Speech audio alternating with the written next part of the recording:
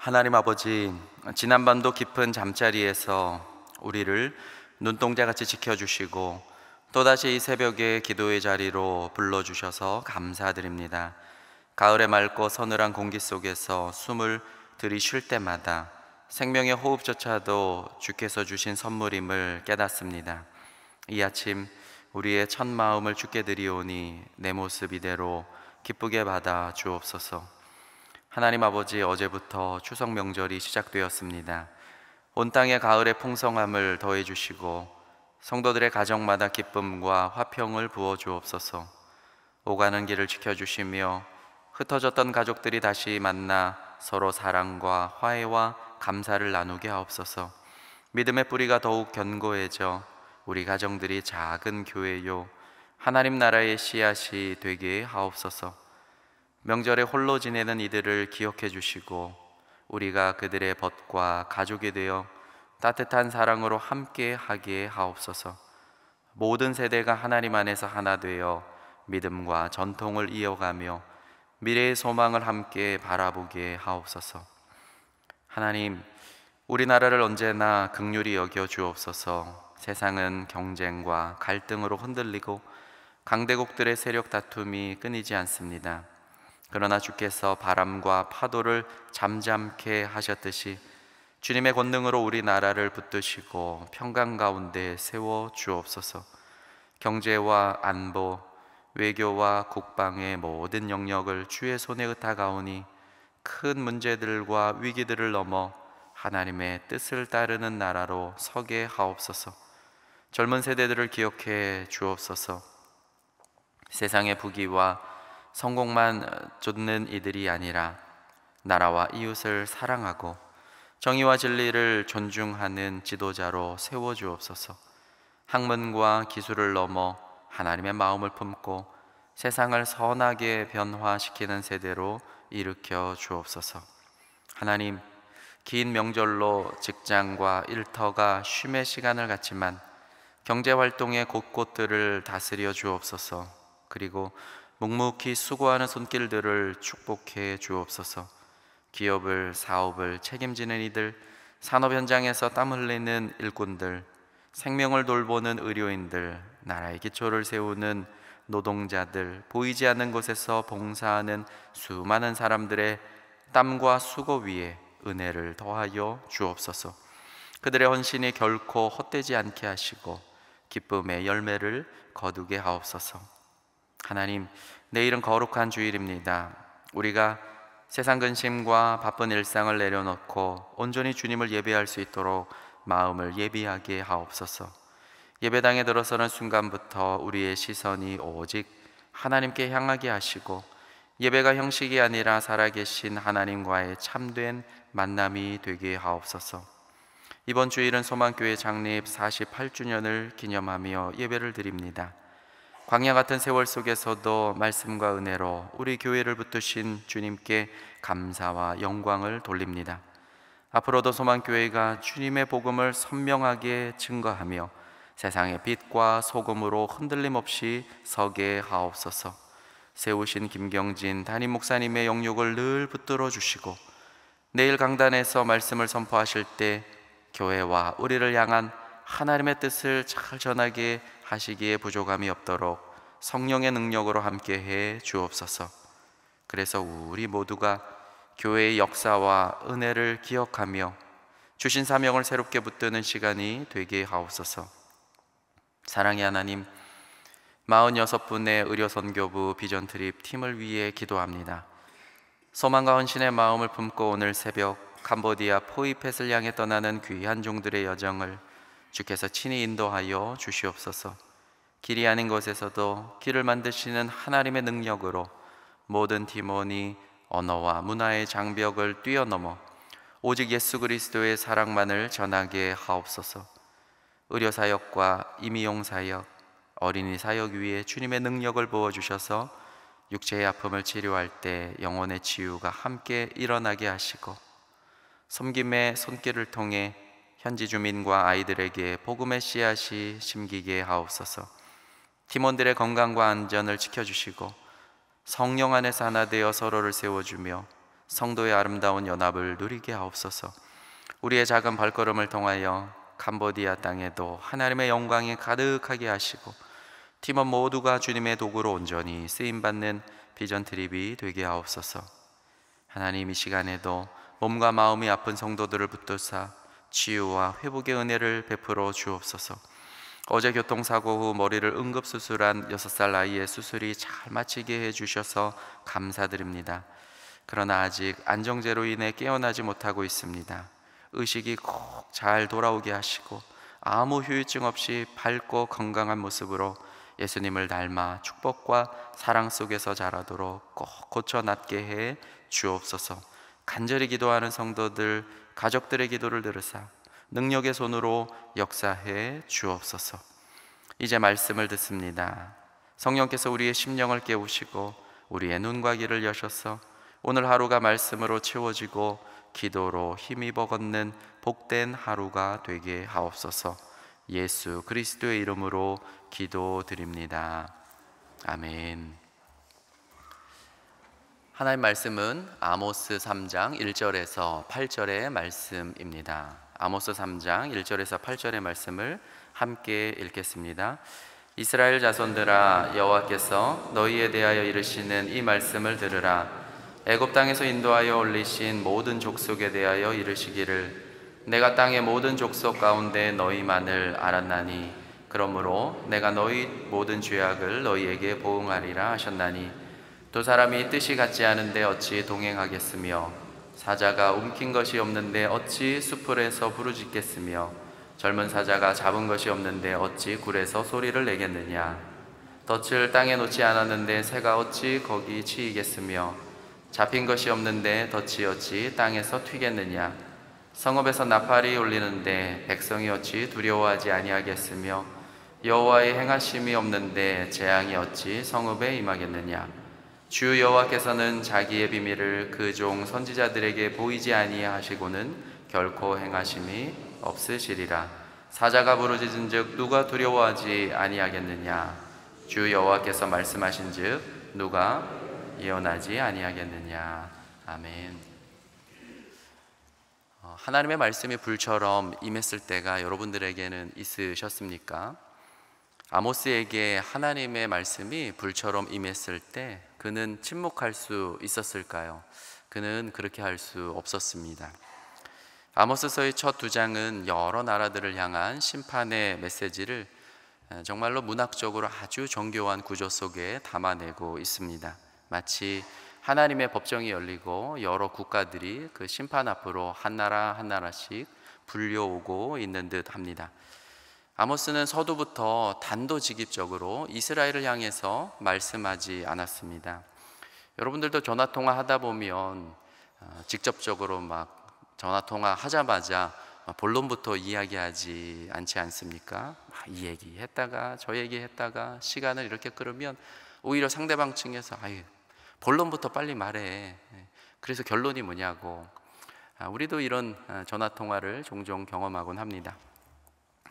아모스는 다메섹, 가사, 또 두로, 에돔, 암몬, 모압을 차례로 불러내면서 제약을 하나하나 둘주어 냈습니다. 그러면 듣고 있는 사마리아 청중들은 아마 속으로 박수를 쳤을 것입니다. 아멘, 하나님 잘하셨습니다. 저 이방인들은 그 벌을 꼭 받아도 마땅합니다. 그런데 아모스의 진짜 화살은 아직 발사되지 않았습니다. 마치 사냥꾼이 원을 좁혀 오듯이 심판의 말씀은 점차 북이스라엘을 조여오는 방식으로 설계되었죠. 여러 나라를 돌아 결국 말하고 싶은 대상은 북이스라엘이었습니다. 결국 마지막에 이르러 청중의 심장을 찌르는 화살이 날아듭니다. 북이스라엘아, 하나님의 심판은 바로 너다. 얼마나 무서운 반전입니까? 엘리사 같은 선지자들이 물론 있었지만 아모스는 이스라엘 역사상 사실상 최초의 심판을 이렇게 길고 아주 엄중하게 예언한 최초의 문서 예언자입니다. 주전 8세기에 등장했습니다. 이방 민족의 범죄라고 하면 전쟁의 잔혹함, 또 국제적인 범법 행위들이었죠. 그런데 하나님의 백성, 유다와 이스라엘의 죄는 더 본질적이고 더 치명적이었습니다. 언약을 깨뜨린 자기 백성들의 불의와 부정의를 향해 있었습니다. 하나님은 제가 상상하건대 정말 그분이 갖고 계신 현미경은 정말 슈퍼 초정밀, 그런 현미경을 가지고 자기 백성 유다와 이스라엘을 매우 정밀하게 관찰하셨습니다. 이스라엘 속세에서 벌어지는 모든 현장들을 다 지켜보셨습니다. 우리 어제 말씀을 살펴보았는데, 가난한 자가 은 한 셰켈에 팔리는 모습, 하나님의 레이다망에 검열이 되었죠. 당시 아모스 시대의 한 셰켈이라고 한다면 찾아보니까 4일치의 노동자의 품삯이라고 합니다. 하루 10만 원이라고 한다면 한 40여만 원 정도의 가난한 자가 팔려 나아가는 모습, 힘없는 자를 신발 한 켤레에 파는 모습. 오늘날 신발 한 켤레 20만 원이면 적정선에서 구매하실 것입니다. 뿐만 아니라 북이스라엘은 억울한 자의 머리를 먼지 속에 짓밟았죠. 이 모습들이 하나님 앞에 다 발각이 되었습니다. 하나님은 어느 날 갑자기 아모스를 불러서 사마리아 도시 한복판에 세우셨습니다. 아모스는 서서 바로 이런 행위들 때문에 심판이 여러분들에게 곧 임할 것입니다 선포했습니다. 여러분들이라면 그 아모스를 어떻게 대하시겠습니까? 아마도 청중들은 이렇게 묻겠죠. 당신은 어디서 온 자입니까? 무슨 권위로 이런 불길한 소리를 합니까? 우리가 누구인데 감히 어디라고 심판의 메시지를 선포합니까? 이것이 바로 북이스라엘이 아모스를 대하던 태도였습니다.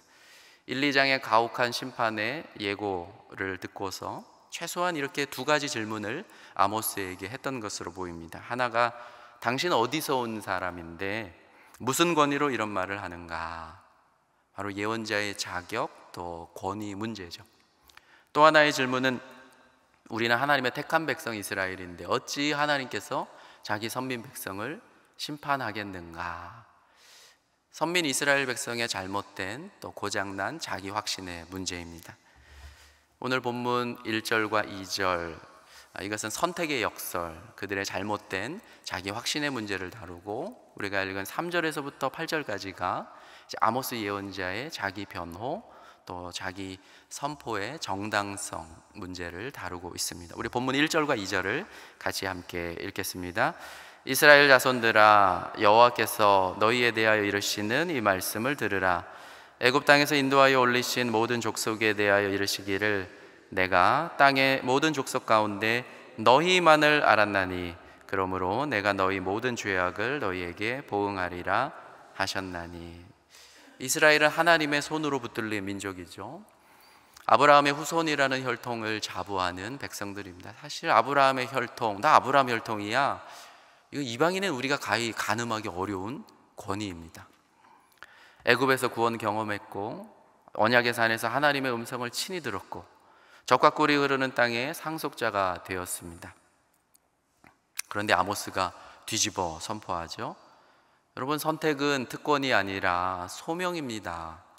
하나님께서 그렇게 말씀하십니다. 더 큰 순종, 더 큰 책임이 여러분께 있습니다. 너희가 택함을 받았는데, 그러니 이제 너희의 그 죄악 때문에 더 큰 보응이 여러분들에게 있게 될 것입니다. 이 얼마나 놀라운 역설입니까?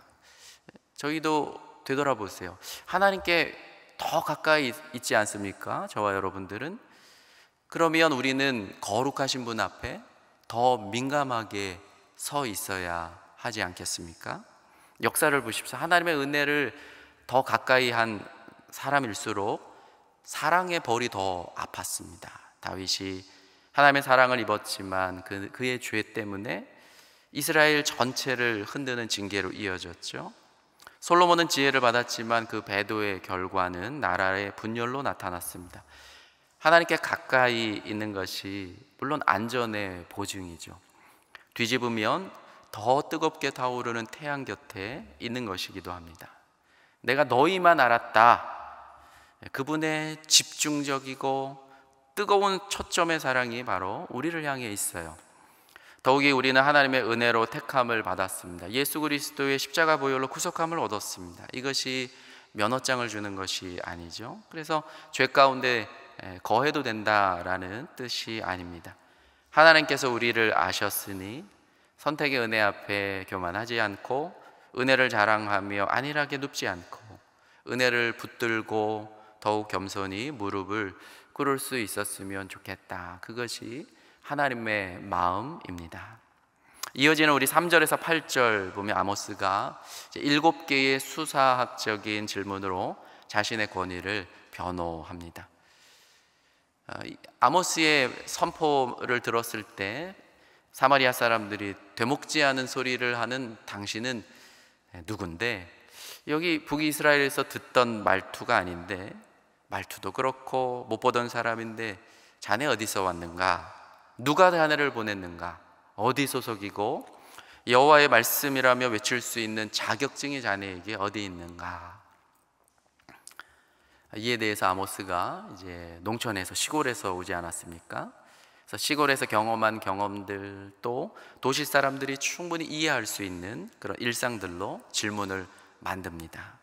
그래서 자신의 예언의 정당성을 묻고 확증을 합니다. 아마 여러분들도 금방 답할 수 있는 그러한 물음들일 것입니다. 시골 이야기 3개, 그리고 도시 이야기 하나입니다. 우리 첫째 시골 이야기 하나죠. 함께 걷는 모습에서 첫째 질문을 하고 있습니다. 우리 3장 3절을 같이 함께 읽습니다. 두 사람이 뜻이 같지 않은데 어찌 동행하겠으며.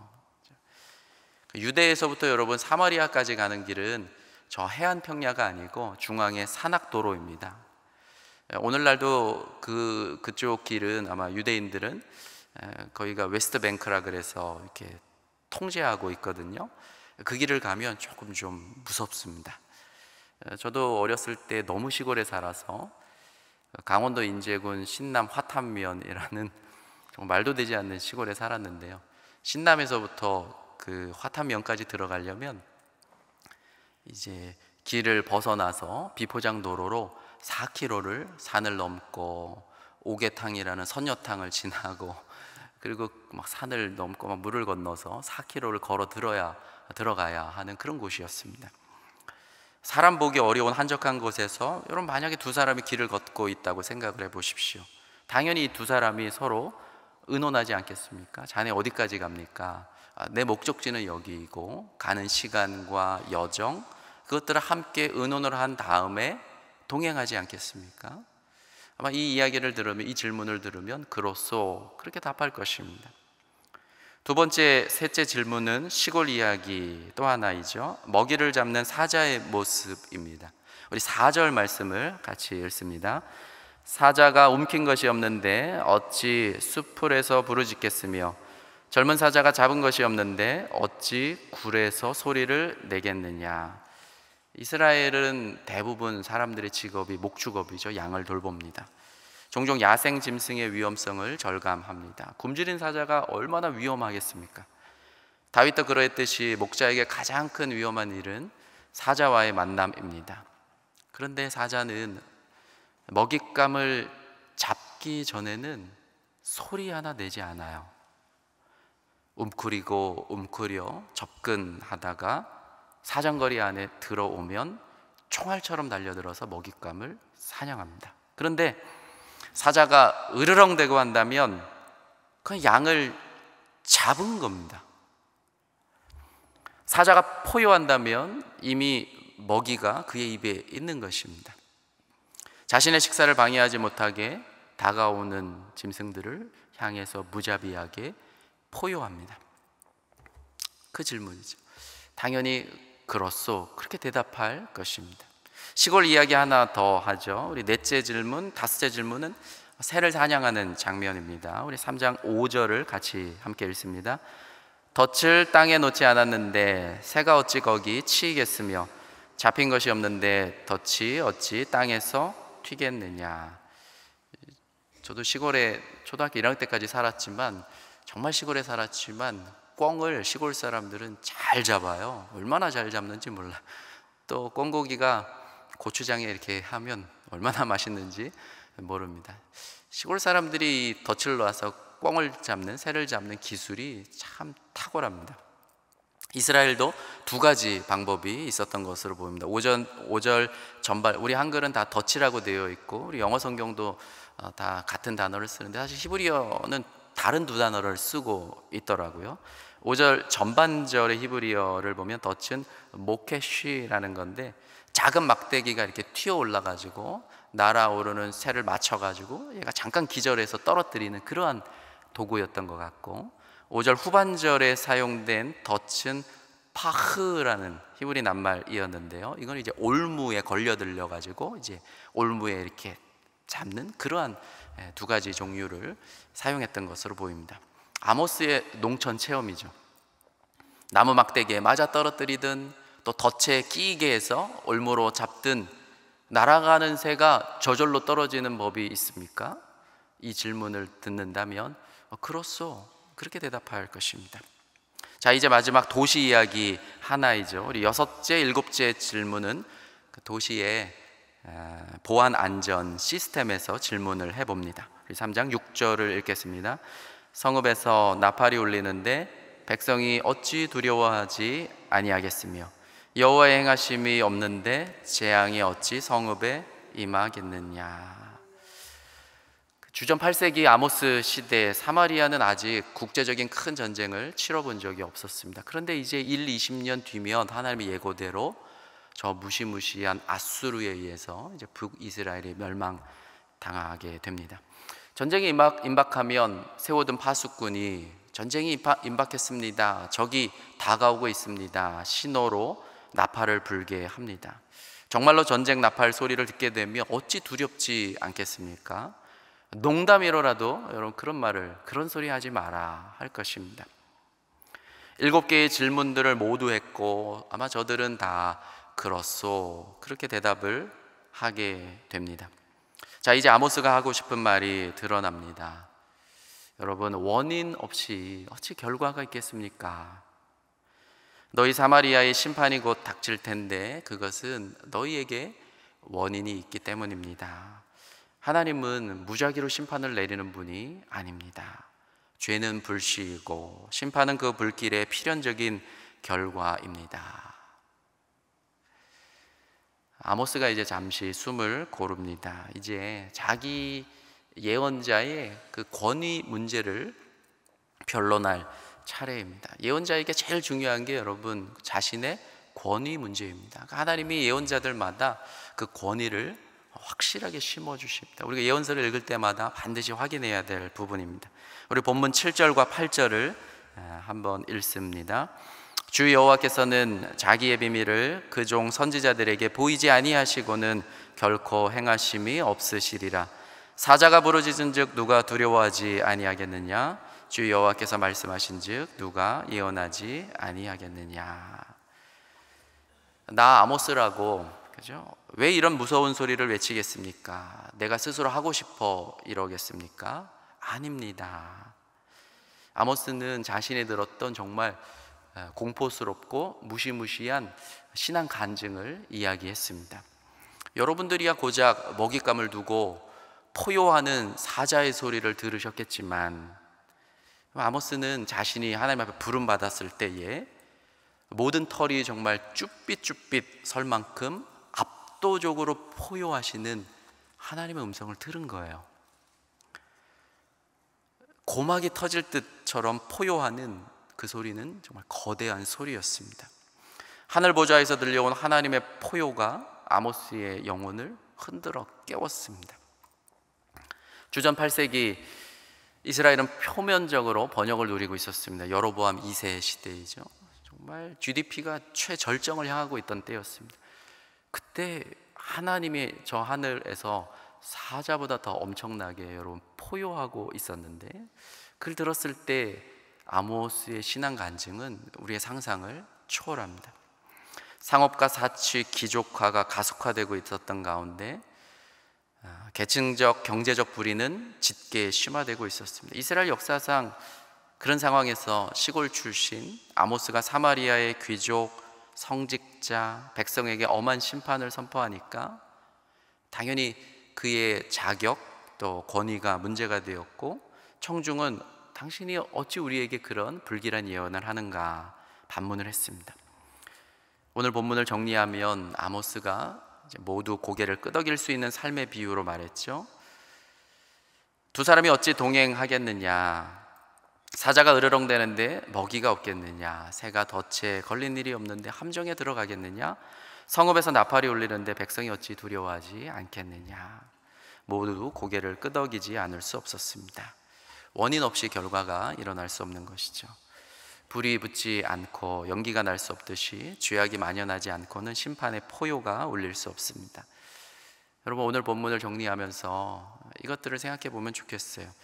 저와 여러분들 하나님이 선택하시지 않았습니까? 택함이 있습니다. 그러면 더 큰 책임이라는 언약의 관계를 우리가 깊이 이해하는, 그래서 우리의 삶에 그것을 더 깊이 잘 적용하고 수용하고 살아가고 있는가. 또 하나, 지금은 이스라엘처럼 경제적 번영 또 문화적 성취가 넘쳐나는 시대일지 몰라요. 그러나 하나님의 시선은 우리의 번영이 아니고 어쩌면 우리의 거룩함을 향해 있을 것입니다. 사자가 부르짖지 않은즉 누가 두려워하지 아니하겠느냐. 주 여호와께서 말씀하신즉 누가 예언하지 아니하겠느냐. 여호와의 음성은 참 귀합니다. 그것이 비록 사자의 음성처럼 무서울지라도 오늘 아침 여러분 기도하는 여러분들이 참 귀합니다. 우리가 더 깨어 있었으면 좋겠고, 은혜에 합당한 삶으로 응답하면 정말 귀한 것입니다. 그러할 때에 우리의 귀에 심판의 소리가 아니라 구원의 노래를 들을 수 있는 그러한 귀였으면 좋겠습니다. 우리 함께 기도하시겠습니다. 하늘에 계신 우리 아버지, 아버지의 이름을 거룩하게 하시며 아버지의 나라가 오게 하시며 아버지의 뜻이 하늘에서와 같이 땅에서도 이루어지게 하소서. 오늘 우리에게 일용할 양식을 주시고 우리가 잘못한 사람을 용서하여 준 것 같이 우리 죄를 용서하여 주시고 우리를 시험에 빠지지 않게 하시고 악에서 구하소서. 나라와 권능과 영광이 영원히 아버지의 것입니다. 아멘.